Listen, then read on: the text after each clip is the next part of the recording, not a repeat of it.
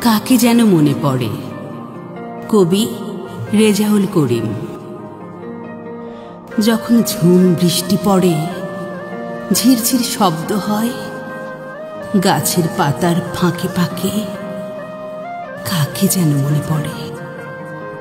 নিঝুম স্তব্ধ বিকেলে অথবা চায়ের কাপে চুমুক দিতে দিতে হঠাৎ করে কার জন্য যেন মন কেমন কেমন করে। যখন আড্ডায় মুখরিত থাকে আমার চারদিক, আচমকা আনমনা হয়ে যায়।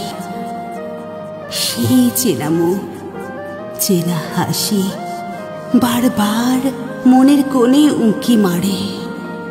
এক অজানা অশান্তি, দূর থেকে আসা কোনো চেনা সুর কেন যে এমন করে এলোমেলো করে দেয় আমাকে, জানি না, বুঝি না।